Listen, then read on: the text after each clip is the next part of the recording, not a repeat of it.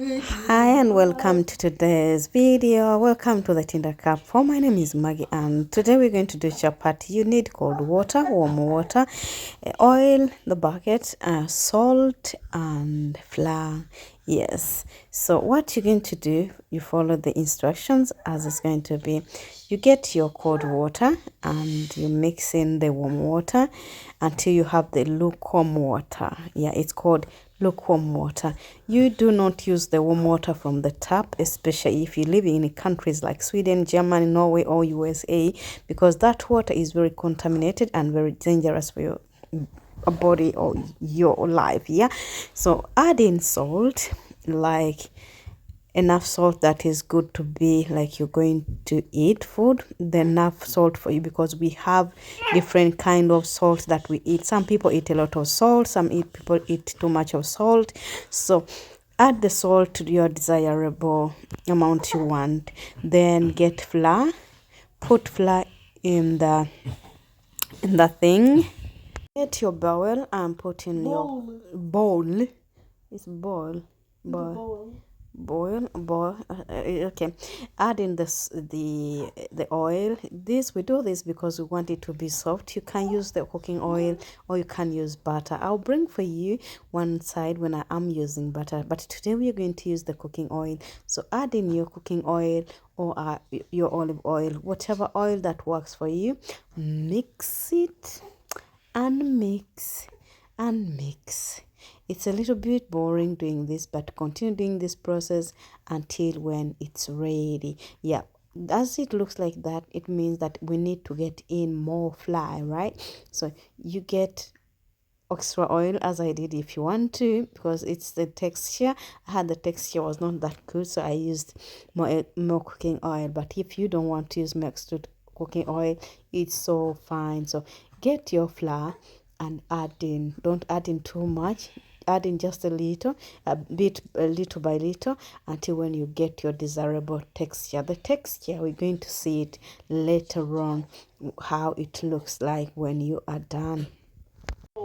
Dough, yeah. So yeah, make sure you add in a little flour by until when you get the better dough that it's going to show you later on. So continue the process until when you feel like this is the right one that I want.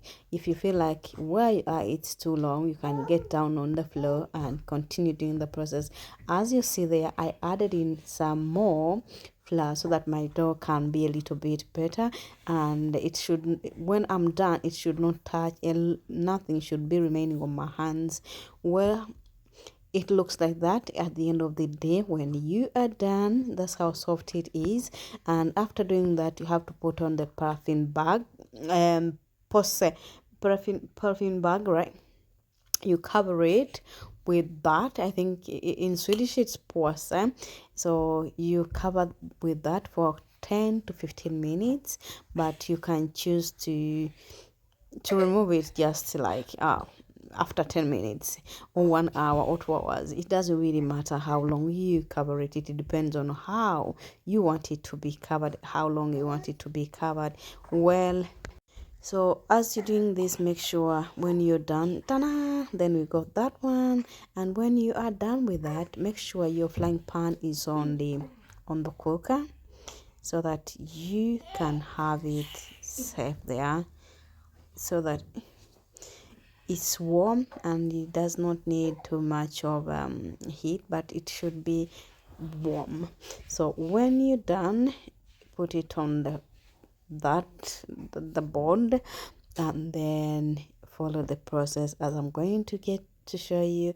Get small parts of the dough, and then make a circle, and then continue the process until when you are done.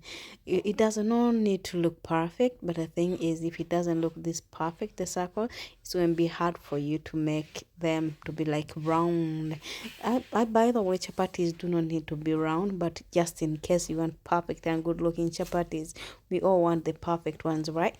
So that's why I'm telling you that you continue with the process until when you feel like you're satisfied. Yes, and we're done, and that's how they look like. So if you're going to take long, make sure you add some little flour on so that it does not dry up, because without using that little flour on them, they dry up. But since I was going to do them there and then, I did not need to add on flour on the top of them. But make sure if you have many, especially if you're a beginner, make sure you add on flour so that it does not dry up. When it dries up, it will be so bad, it won't be good for you to do it. So anywho, follow the process as you're seeing there, and continue until when you feel satisfied. That's how mine is looking. So you get that and do like that. And then as you warm your frying pan, yeah, in the beginning you can use oil in the frying pan, or you should know, or you don't, if you don't want to use the cooking or the oil, you should let it be. So that's how it looks like, and I used it without any oil in the beginning, just. But it is for you to do that if you have a lot of chapatis that you want to do. But otherwise you can start there and then with the cooking oil and then continue frying. So yeah, as we continue, so I'm doing the same process until when everything's done. So if you want to do that, you can either pause the video and see exactly how I'm doing it. And I understood that when you hold it with hands, like if you hold it and with the fingers and everything, it gets a little bit hard. But if you just let the fingers just allow it to just go, it will be so perfect for you. You don't need to suffer. This is how it looks like with our chapatis as we are starting to fry. So make sure you use the oil. It depends on how much cooking oil you want on your chapati, but for me, I prefer it with not too much oil, because there is a certain process how you fry your oil, your chapatis with too much oil, where you just dump them into the oil. But this time you use just a spoon and you put a little bit on the chapati, and then you keep on changing and changing and changing. By the way, you don't need to change it several times as I'm doing it. Some people do it once and they are satisfied. For my case, sometimes I want the color to be just like it is. Sometimes it depending how much time I have on me. Sometimes being a mother and being that I have a newborn baby, it does not have, I don't have that much time to, so sometimes I do it depending on how good my son is behaving. Sometimes it's hard, sometimes once, sometimes twice. So that's how it is. During this kind of time, you can choose to have only one chapati at a time, or you can have several chapatis at a time. So I'm going to show you how it is done to have several chapatis. In the beginning, we started with only one chapati, and then I'm going to show you how you can do the several chapatis. This, I understand that this doing the several chapatis actually saves a lot of time, or it could be a mental thing that is taking me crazy, but I felt like doing too many at a time, it saves time. So I'm going, as it is like that, I'm going to add on another chapati which is not ready yet, right? I'll add on another chapati on top of that. That's how it's done, so that as I change, the other chapati will be on exactly like that. So I add on the chapati and then I make them look like that, and I continue the same process. The only difference is like I have 3 chapatis at once, but make sure the one in the middle, it's already done. If you add them together without one of them being done, it's going to stuck together, and that's not what you want. You don't want to have a big chapati to celebrate, right? You don't want a cake, you just want a chapati. Well, continue the same process as no different from the single one. So you continue changing and changing and changing. How many chapatis or layers can you have? As many as you want, but I wanted to show you the different types how I make my chapatis. That's one of the types. That's how one of the ways that I make my chapati. So you continue with the process as you enjoy. I hope this video is not so boring, because Yeah, I hope it's not boring, and I hope the chapatis will make it good. It will taste so good. So I tested our chapatis already, and they are so good. They are so good. Unfortunately, I always forget to show you when I'm testing food, which is something I feel like it's more of the culture that we are not supposed to eat in front of the camera, something like that. But next time I'll show you how it's done, and I will test it. And it's always hard for someone to bring their families together in the camera and be like, we are testing a chapati. But anyway, it is what it is. So that's how it is done. So you continue the same process as I told you. For me, it's easier for me to do a few together than having one at a time. Yeah, let's continue doing this and see how it goes like. Enjoy watching as we bring another one.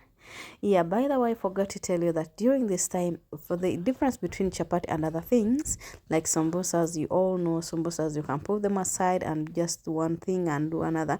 The chapati is the moment you do it, we call it kukanda chapati.